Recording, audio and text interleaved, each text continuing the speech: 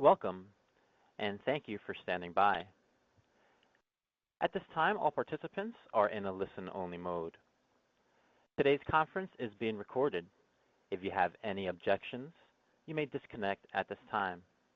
Now, I will turn the meeting over to Olympia McNerney, IBM's Global Head of Investor Relations. Olympia, you may begin. Thank you. I'd like to welcome you to IBM's third quarter 2024 earnings presentation. I'm Olympia McNerney, and I'm here today with Arvind Krishna, IBM's Chairman, President, and Chief Executive Officer, and Jim Kavanaugh, IBM's Senior Vice President and Chief Financial Officer. We'll post today's prepared remarks on the IBM investor website within a couple of hours, and a replay will be available by this time tomorrow. To provide additional information to our investors, our presentation includes certain non-GAAP measures. For example, all of our references to revenue and signings growth are at constant currency. We provided reconciliation charts for these and other non-GAAP financial measures at the end of the presentation, which is posted to our investor website. Finally, some comments made in this presentation may be considered forward-looking under the Private Securities Litigation Reform Act of 1995. These statements involve factors that could cause our actual results to differ materially. Additional information about these factors is included in the company's SEC filings. So with that, I'll turn the call over to Arvind. Thank you for joining us today. Let me start by discussing the quarter before I get into more detail on the execution of our strategy. We delivered double-digit revenue growth in software with a re-acceleration in Red Hat and continued strength in transaction processing. Infrastructure reflects product cycle dynamics, with z16 well ahead of prior cycles, highlighting customer adoption and continued reliance on the mainframe.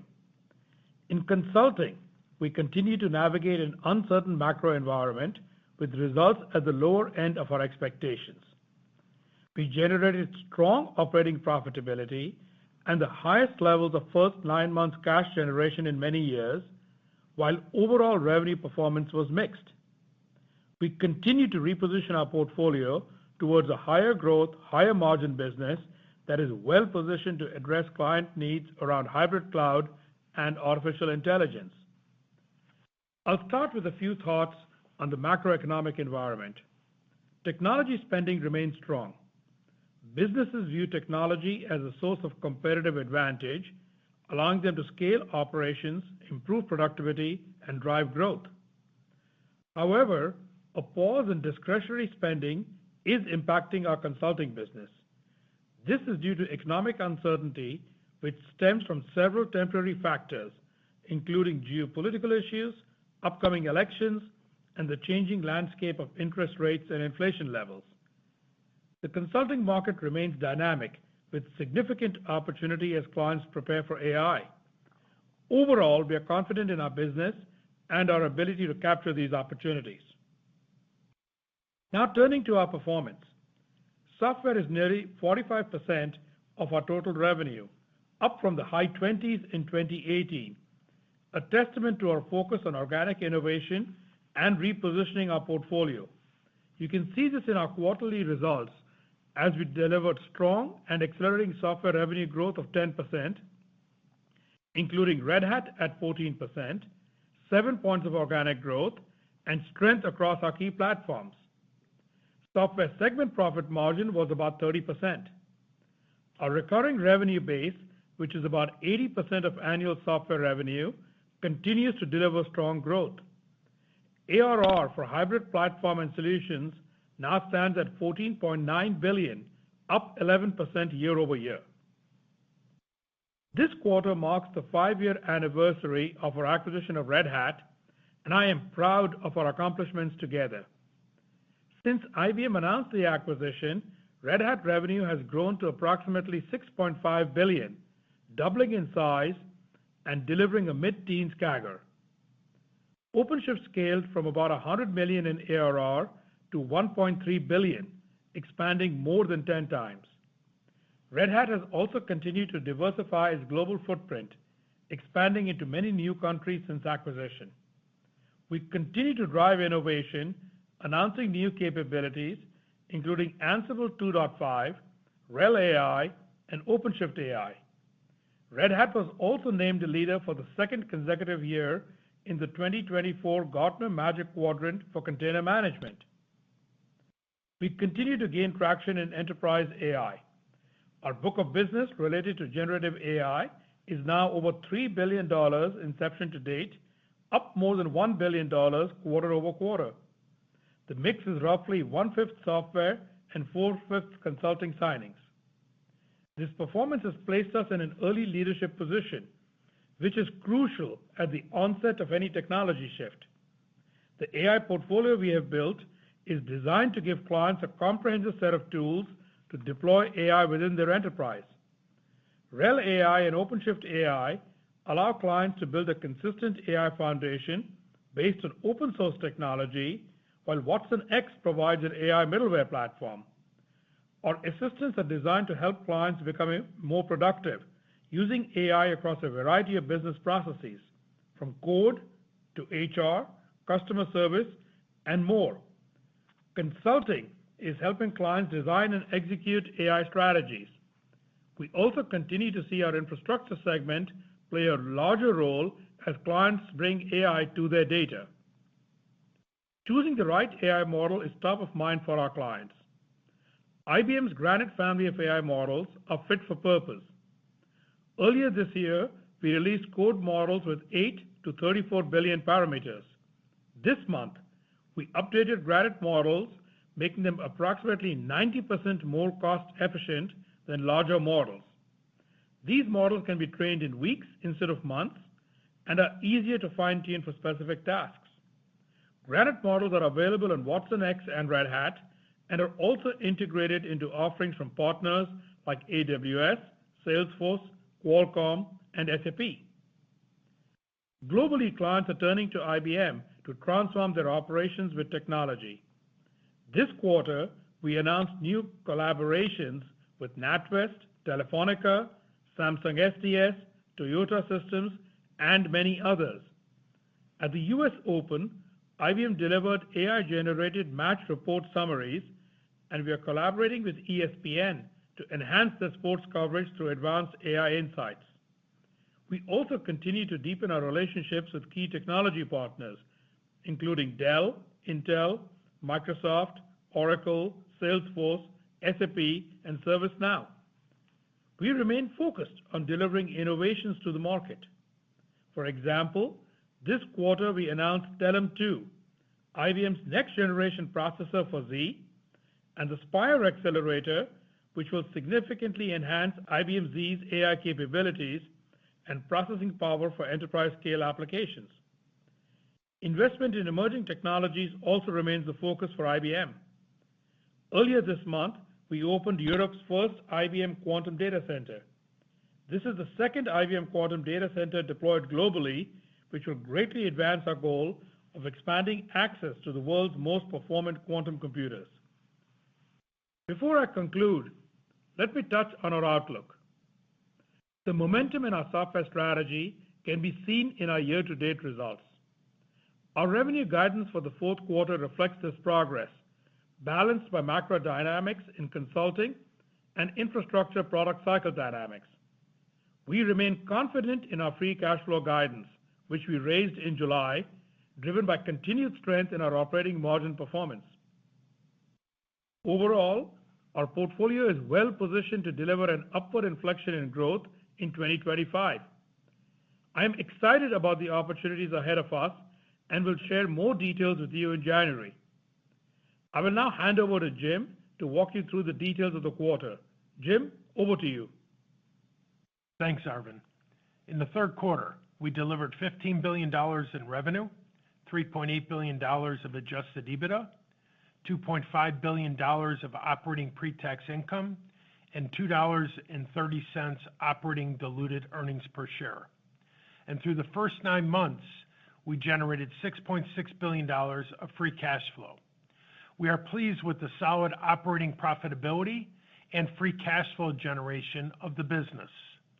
Revenue growth, combined with 100 basis points of operating pre-tax margin expansion, drove 8% operating pre-tax profit growth and 5% operating diluted earnings per share growth. Our revenue growth for the quarter was up 2% at constant currency. Software growth accelerated to 10%, with strength across our key platforms of Red Hat, automation, data and AI, and transaction processing. Consulting was flat and continued to be impacted by a dynamic market environment as clients reprioritized spending, and infrastructure was down 7%, reflecting product cycle dynamics. Our portfolio mix, operating leverage, and yield from productivity initiatives generated strong gross margin, operating profit, and free cash flow performance. These results represent our highest third quarter levels of gross margin and free cash flow in many years. We expanded operating gross margin by 210 basis points and operating pre-tax margin by 100 basis points over last year. Year to date, operating pre-tax margin is up 150 basis points, well ahead of our guidance provided in July of over 50 basis points of improvement in 2024. In September, we closed on the Palo Alto QRadar transaction, generating a pre-tax gain of about $350 million in the quarter. As we previously discussed, this was substantially offset by the charges we took to address stranded costs and accelerate our productivity initiatives. These productivity initiatives allowed for continued investment to drive innovation, which you can see in our higher R&D expense, up 10% year to date. Year to date, we generated $6.6 billion of free cash flow, up $1.5 billion year over year. The largest driver of this year-to-date growth comes from adjusted EBITDA, up about $800 million year over year. This quarter, we realized $500 million in proceeds from the Palo Alto QRadar transaction. As I mentioned last quarter, for the full year, we expect only a modest contribution of free cash flow given payouts from structural actions we have taken and foregone profit from the QRadar business. Through the first 9 months of the year, excluding the impact of the QRadar transaction, we are several points ahead of our 2-year average attainment levels. In terms of cash uses, year to date, we returned $4.6 billion to shareholders in the form of dividends. From a balance sheet perspective, we have a strong liquidity position with cash of about $14 billion. Our debt balance at the end of the third quarter was flat with year-end 2023 at $56.6 billion, including $10.4 billion from our financing business.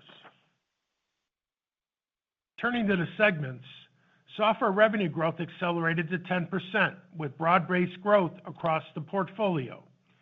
This reflects the repositioning of software around key growth platforms, hybrid cloud, automation, data, and transaction processing, where we deliver a differentiated value proposition to address clients' most pressing needs.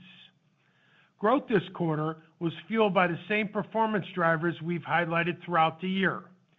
Red Hat accelerated, contributing about 3.5 points of growth to software. The combination of innovation and recurring revenue contributed about 3.5 points to growth. And our focused M&A strategy contributed about 3 points of growth. Let me take you through some more details on each of these. Red Hat revenue growth accelerated to 14%, up 6 points sequentially. We gained market share across each of our key solutions, with OpenShift and Ansible growing more than 20% and RHEL growing in the double digits.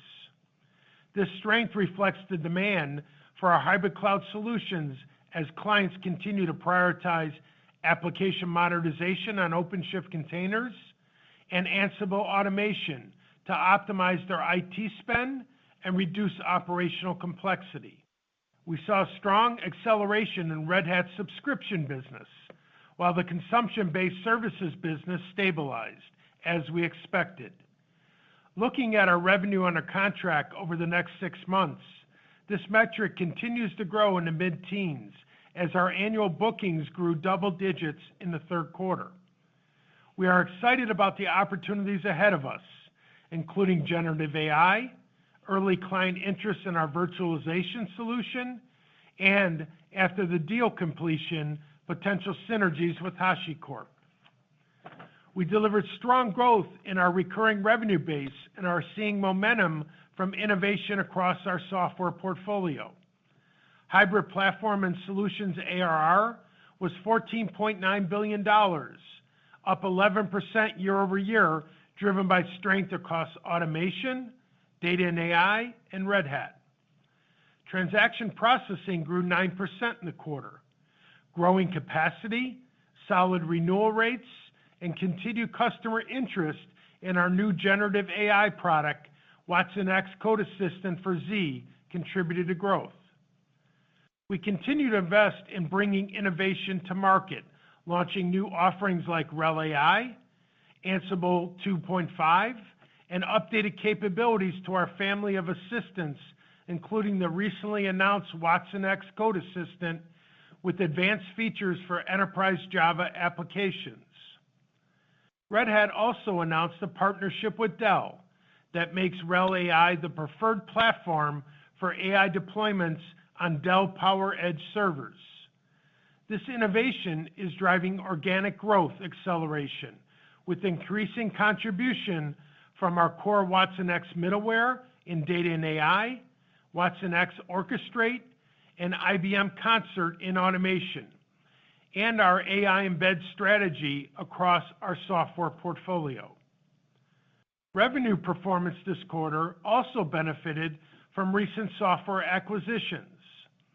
August marked the one-year anniversary of the Apptio acquisition, and we're seeing strong synergies with our automation capabilities and broader software portfolio, driving continued acceleration in bookings and ARR growth since close. Additionally, the StreamSets and webMethods assets are now part of the software business, and we continue to expect the HashiCorp acquisition to close by the end of this year. Moving to software profit, we expanded gross margin, and segment profit was up over 120 basis points from last year, as we continue to deliver operating leverage driven by our revenue performance. Consulting revenue was flat, which was at the lower end of our expectations. As we discussed throughout this year, we are operating in a challenging macroeconomic environment and see no change in client buying behavior. At the same time, clients are reprioritizing their IT budgets to prepare for generative AI. While demand for large digital transformations remains solid, our overall signings declined for the second consecutive quarter as we wrapped on record third quarter signings from last year. Despite the weak current demand environment, we are well positioned to capture growth from generative AI. We continue to build a solid generative AI book of business with about $1 billion of new bookings in the quarter as we partner with our clients to design and scale AI solutions and develop new ways of working. This early momentum is important. Engaging with clients as they architect their AI strategies is establishing IBM Consulting as a strategic partner of choice. In the third quarter, our Red Hat practice, which helps clients optimize how they build, deploy, and manage applications for a hybrid cloud environment, continued to grow at a double-digit rate, with this quarter being the largest single quarter of signings since the acquisition of Red Hat. Additionally, within our strategic partnerships, both our AWS and Azure practices continue to contribute robust revenue growth. Turning to our lines of business, business transformation revenue grew 2%, driven by strength in transformation projects for data, finance, and supply chain. Both technology consulting and application operations declined in the quarter. While there was strength in cloud-based application services across modernization, development, and management, we continue to see clients reprioritizing spending away from on-prem customized services. Looking at consulting profit, we expanded gross profit margin almost 1 point and delivered segment profit margin of 11%, a sequential improvement of 2 points, reflecting yield from our productivity actions. Moving to the infrastructure segment, revenue was down 7%, reflecting product cycle dynamics. Hybrid infrastructure was down 9%, and infrastructure support declined 3%. Within hybrid infrastructure, IBM Z revenue declined 19% in what is now the 10th quarter of Z16 availability. The Z16 program continues to exceed prior cycles, delivering revenue growth in 8 of the last 10 quarters, and program-to-date installed MIPS are up over 30%. Our clients continue to face increasing demands for workloads given rapid business expansion, complex regulatory environments, and increasing cybersecurity threats and attacks. IBM Z remains uniquely positioned to address these demands with the technologies that our latest program offers: embedded AI at scale, quantum safe security, and cloud-native development for hybrid cloud. Distributed infrastructure revenue was down 3%, with product cycle dynamics impacting our power business, while we saw solid growth in storage, which continues to take share. For infrastructure profit, we expanded gross profit margin 120 basis points across the portfolio this quarter. At the same time, segment profit margin was down 110 basis points, driven by continued investments in innovation for our next generation of products. Now, let me bring it back to the IBM level to wrap up. Through the first 9 months of the year, we have grown revenue by 3%, expanded our operating pre-tax margin by 150 basis points, and grown free cash flow by $1.5 billion. We have made solid progress in transitioning our portfolio to a higher growth, higher margin business that is well positioned as we head into next year. With 9 months of the year behind us, let me now focus on the fourth quarter. We expect revenue growth in the fourth quarter to be consistent with the third quarter levels. Software revenue growth has accelerated throughout the year, and this should continue. We expect low double-digit fourth quarter revenue growth for software, led by Red Hat growth in the mid-teens and continued strength in transaction processing. This now represents strong high single-digit growth for the year. Consulting revenue is up 1% year to date, impacted by challenging macroeconomic environment. We expect fourth quarter revenue performance to be similar to the third quarter. This represents the weaker end of our prior expectations of low single-digit revenue growth for the year. And given we are at the end of a multi-year product cycle, we now expect infrastructure to be about a 1-point impact to IBM for the full year. On currency, given the strengthening of the dollar, we now expect currency to be about a 0.5 point headwind to revenue growth in the quarter, and about a point impact to revenue growth for the year. Now turning to profitability. For the full year, we are raising our expectation for operating pre-tax margin expansion to about a point year to year, well above our model. The strength of this performance is driven by our revenue scale, portfolio mix, and productivity initiatives, enabling operating leverage while providing investment flexibility.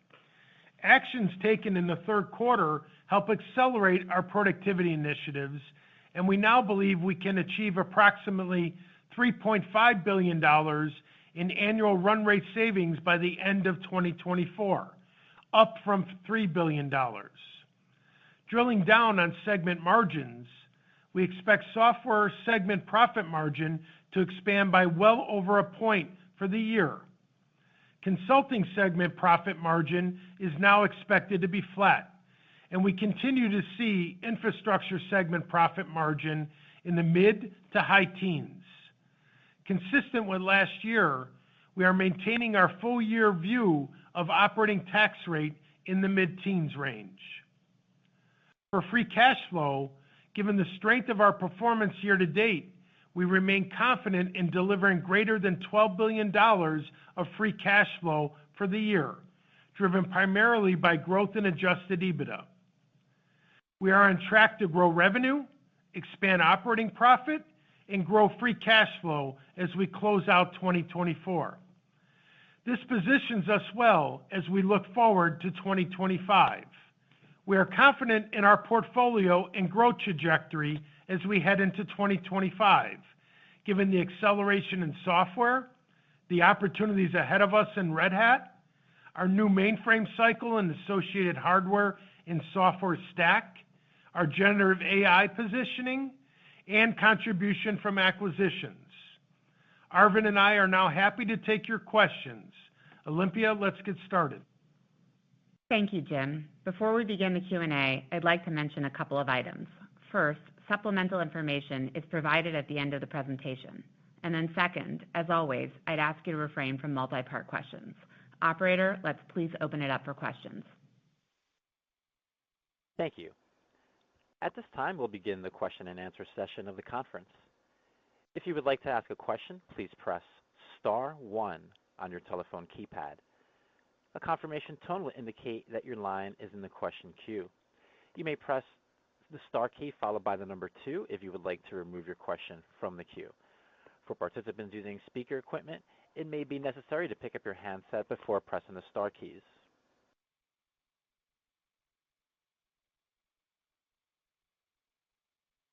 Our first question comes from Amit Daryanani with Evercore ISI. Please state your question. Yep. Good afternoon, everyone. Thanks for taking my question. I guess you talked towards the end of your comments about how IBM's portfolio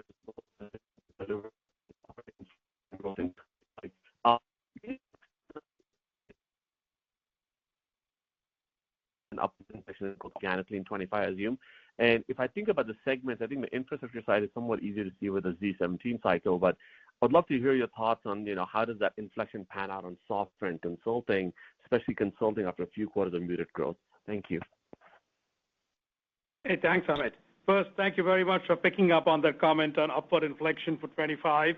That is something which we have worked really hard to achieve, and that I'm really proud of what the whole team has gotten there. To be specific on the parts that you just touched on, what about the upward inflection on software and on consulting? So if we look at software, first of all, with Red Hat having just delivered 14%, us expecting similar performance for the next quarter, and given that we get at least 6 to 9 months worth of a look ahead based on the CRPO of Red Hat, we expect that to carry on into next year. That could easily then provide a significant amount of lift to software, perhaps about 3 points of growth for software overall. 2, we've got very good traction both in our Gen AI products as well as in our automation suite, and we can look at our pipelines and expect that those will be maintained. Given we have also seen a lot of mainframe deployment, the MIPS underlying capacity there will power ahead the mainframe or the TPS software. You put that together with the already announced M&A of HashiCorp and then planned M&A that we will have over the year, and that gives us a lot of confidence on software being at or likely above the model that we had laid out a few years ago. So I think that gives you the pieces in software.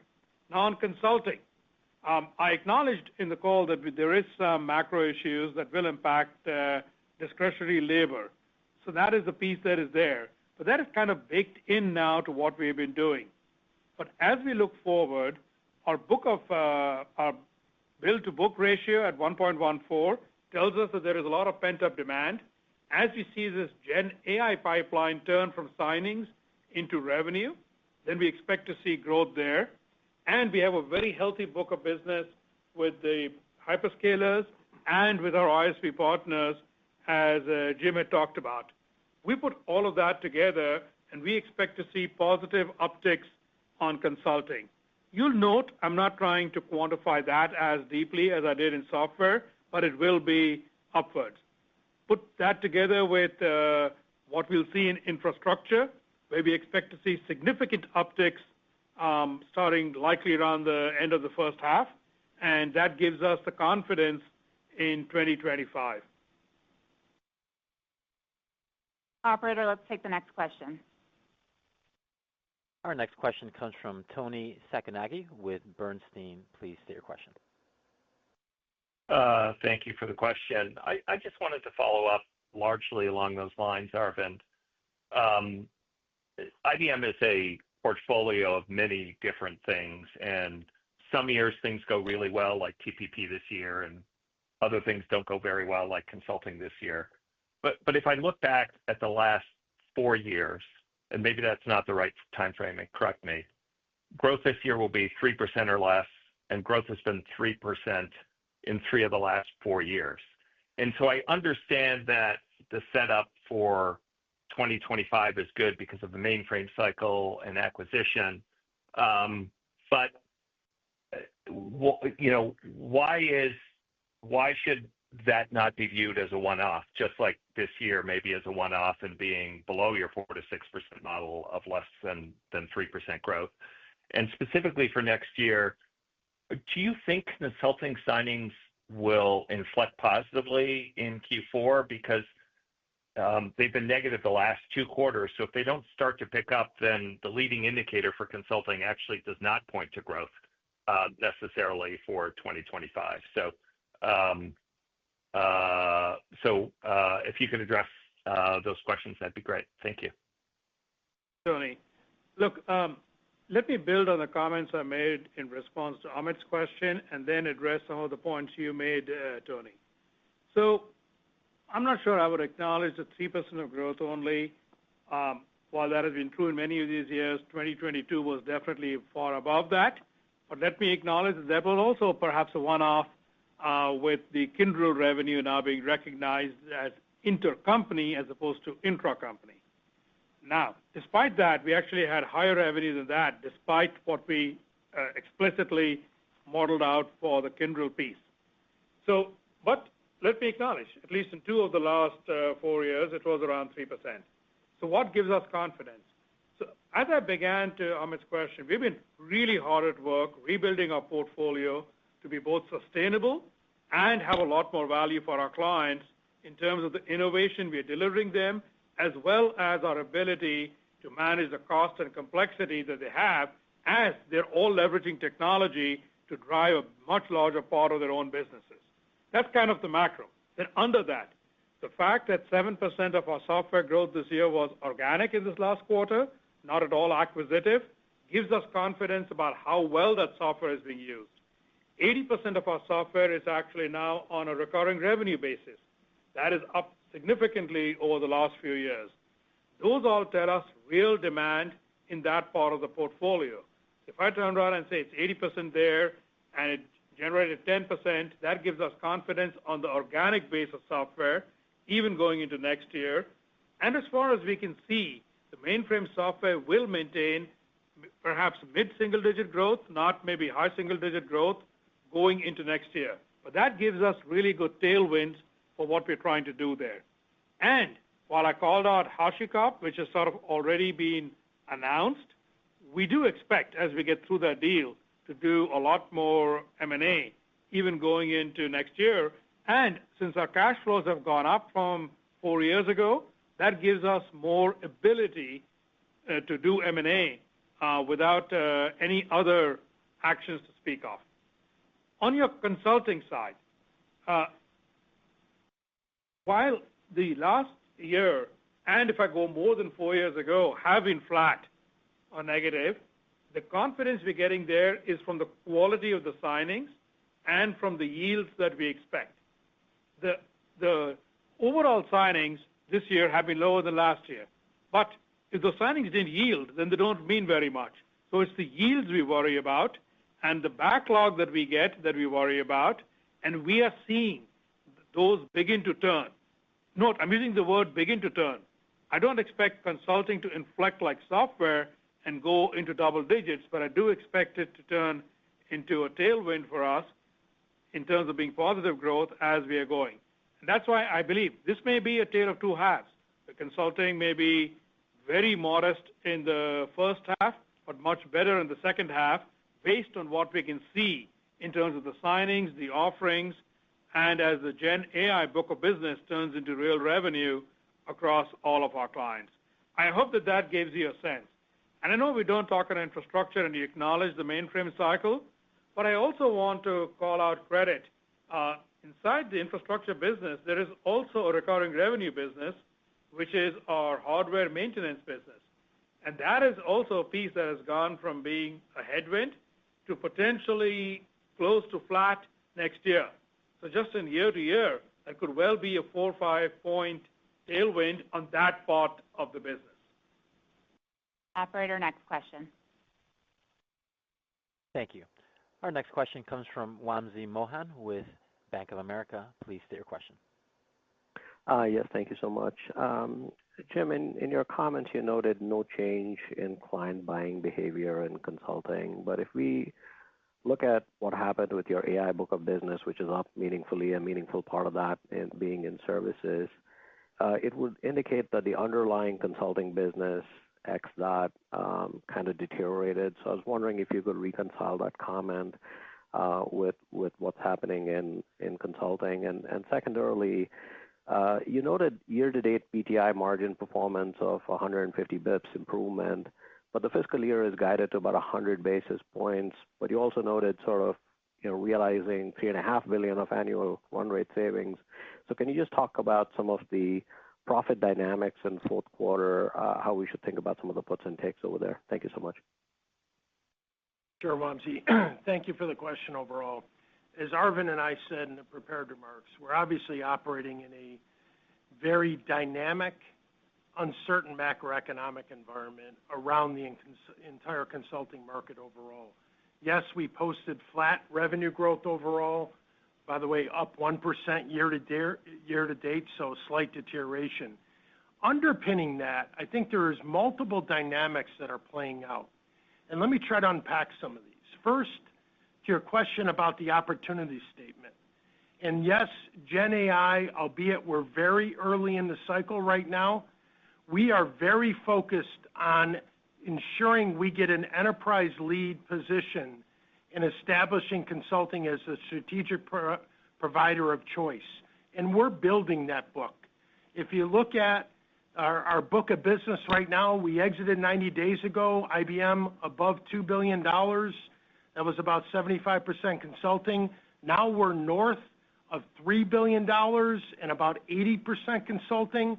So underneath that, we are actually seeing the last 2 quarters of about $1 billion book of business each quarter being generated. Now within that, those are mid to long-term digital transformation Gen AI-based deals. By definition, higher duration, lower revenue yield, and I think we spent time last quarter talking about it, about 3 to 4 points less yield than traditional book of business overall. But it's important because it's building that backlog growth that Arvind just answered Tony's question on overall, because we believe, albeit we're early, this is a long-term growth vector with a multiplier effect across our platforms, our software, our infrastructure, that is an integral part of the integrated value thesis of consulting here. Now, mitigating some of that growth is the high-yielding revenue, short-term discretionary projects. Those yields are about 4 to 5 points above what we're seeing in Gen AI right now.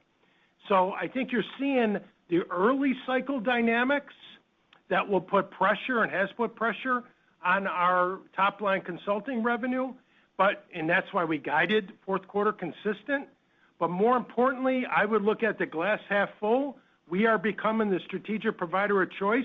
We're winning in the Gen AI space around consulting, and that's going to fuel a growth vector around fueling 2025. Now, with regards to profit equation, we're very pleased with our fundamentals of our business and the underpinnings of that. We drive operating leverage in this business 3 different ways. One, High-value portfolio mix. That's why software is an integral part of our model, approaching 45% of revenue. That growing 10% is a strong profit contributor overall. 2 is we get the high-value leverage of a recurring revenue stream overall and productivity. And 3, we get that $3.5 billion that we are looking for coming out. We're well ahead of that year to date, as you said. I think we're being very prudent on how we're guiding fourth quarter right now.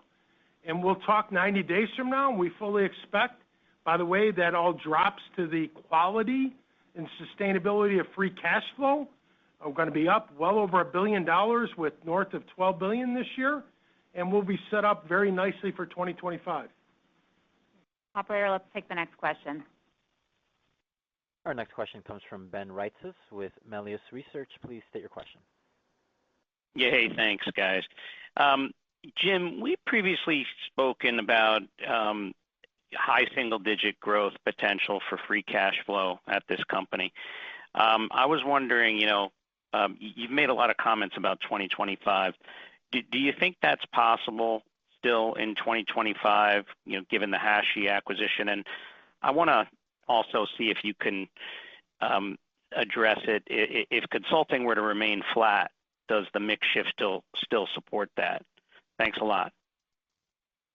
Yes, Ben, thanks very much for the question. A lot of interest, as you know quite well, from our investors on this particular question of our model.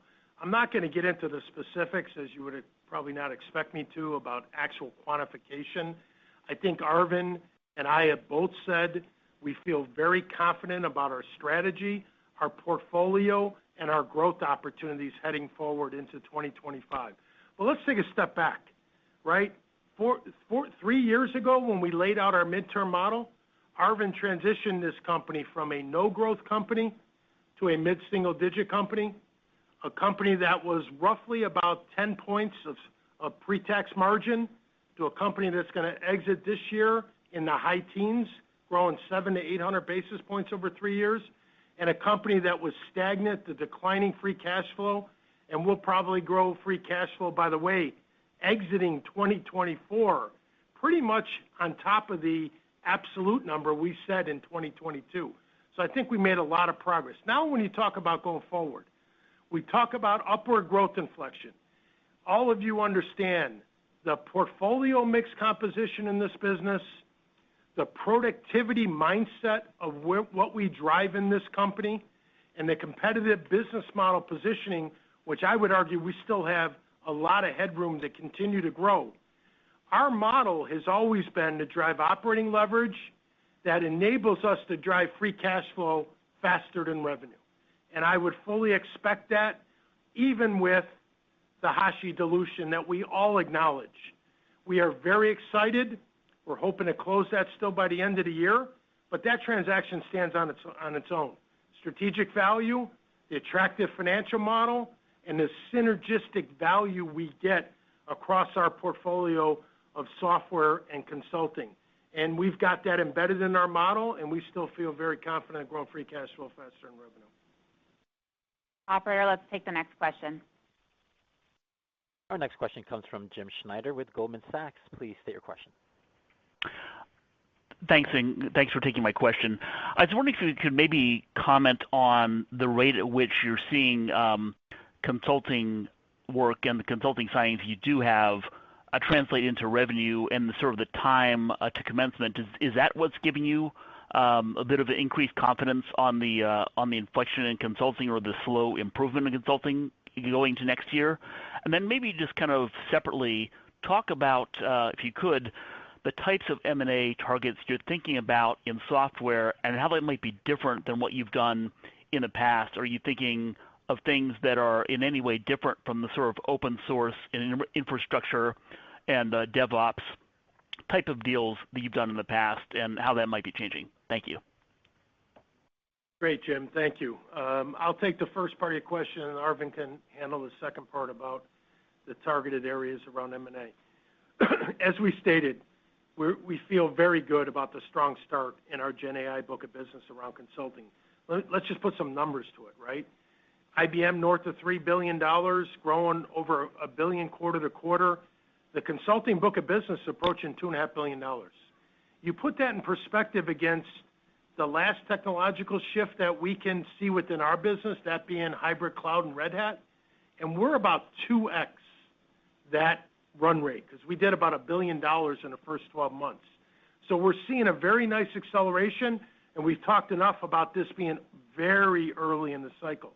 But that $2.5 billion book of business, that's up almost $1 billion quarter to quarter, and it's growing, 35+%. Now, when you look at it, the underpinnings, as I said earlier, these are mid to long-term strategic digital transformation Gen AI deals, higher duration.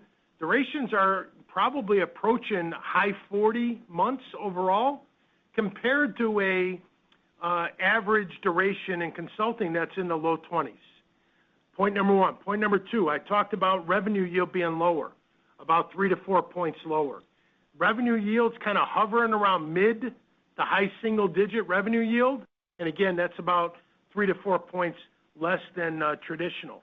But I can't stress enough, I think these curves will inflect as we move into 2025 because as we start wrapping around the short-term discretionary pullback that's impacting that traditional near-term revenue, we're going to start seeing this long-term growth vector pick up as we go forward, which then has multiplier effects of our software and our hardware going forward. Thanks, Jim. So, Jim, let me address the second part of your question. I've been very clear about our M&A strategy. It has to fit our existing strategy, and in this case, for software, which you asked about, then the three areas would be, what are we doing around hybrid cloud? I would say Hashi is a great example of something in there. What are we doing around automation? Apptio was probably a great example there, but so were some others like Turbonomic and Instana. And then what are we doing around data and AI, where I would tell you that portions of software AG fell into that camp. The reason that I want to stick to the lanes we are in is because we get a massive amount of go-to-market synergy and distribution synergy with IBM, which is the second element of the strategy. There has to be synergy with IBM that the target could not have realized on their own. Otherwise, there isn't an economic return for our investors. So those two pieces are essential right now. Now, when we did Red Hat 5 years ago, and I think that was implicit in your question, we did open up a new lane of a big open source play, and we have stuck to that through the Red Hat discipline and with that brand name. But not everything needs to be open source. So let me be clear on that. Apptio was not open source. Turbonomic was not open source. When we do find an open source property that fits all our criteria, we would certainly look at it.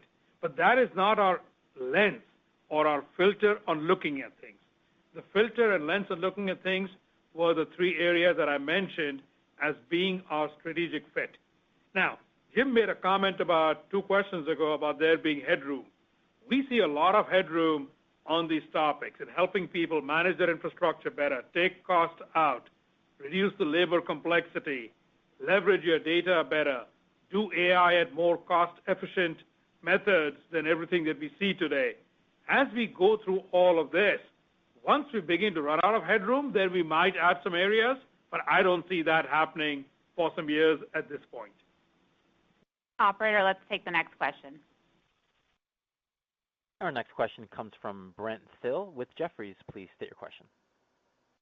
Thanks. Jim, really good margin on software, 30%, well above past Q3s. How sustainable is this 30% margin, and any way to frame that going forward? Thanks.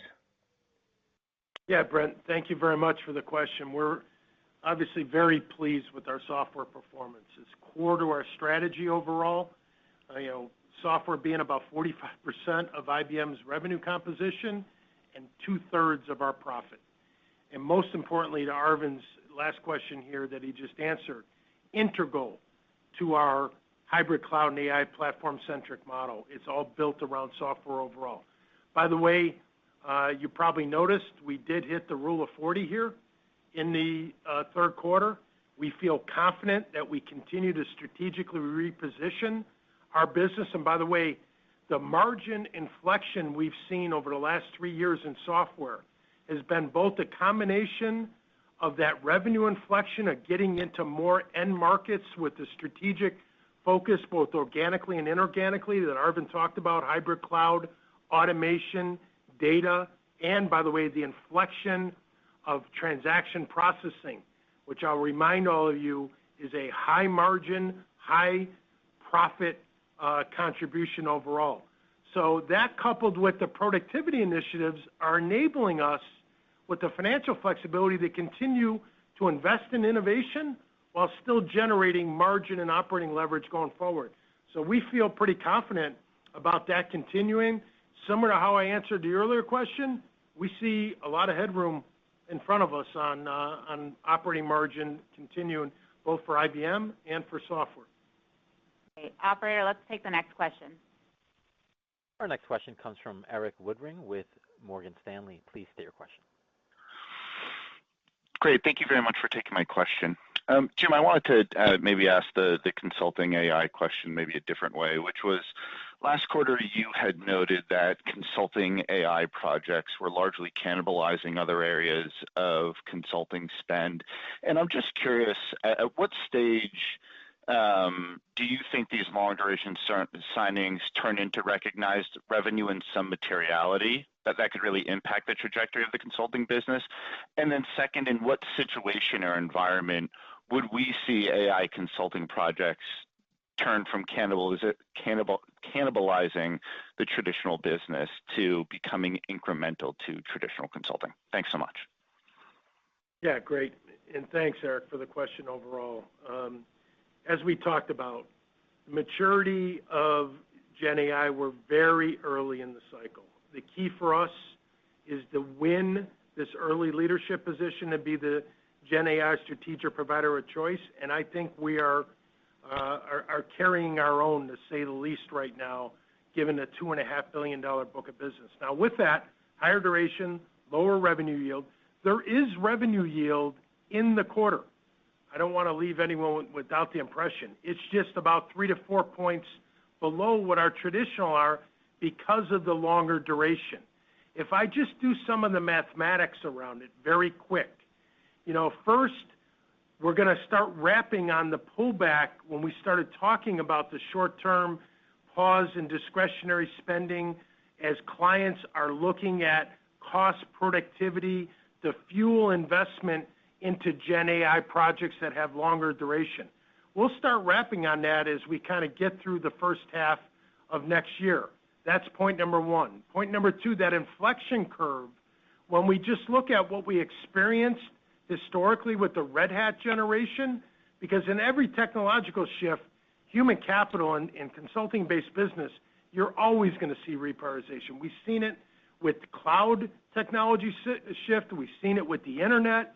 We've seen it with globalization. And we've seen it when we went through the hybrid cloud side on Red Hat. That kind of puts it in, as Arvind and I have been talking here, while we feel very confident in that upward growth inflection in 25, consulting is going to be more of a second half 25 play as we move forward. And by the way, with that upward inflection, the key is backlog. We got to get the volume of demand here in the fourth quarter, to Tony's question, and we got to continue building that volume of demand in the first half, because then that will build a multiplier effect that will be a nice, healthy consulting growth orientation like we were at about a year ago. Great. Operator, let's take one last question. Thank you. And the next question comes from Matt Swanson with RBC Capital. Please state your question. Yeah, thanks for taking my questions. Arvind, you talked about the latest edition of the Granite models being 90% more cost efficient and being able to be trained in weeks. You've taken a really pragmatic kind of ROI-focused approach to Gen AI. Could you just talk a little bit about what you're hearing from enterprises and customers that are kind of supporting that direction of development? Absolutely, Matt, and thank you for that question and for picking up on the Granite models. Look, as I started talking to customers on this topic about a year and a half ago, there was a lot of excitement around Gen AI deployment inside the enterprise.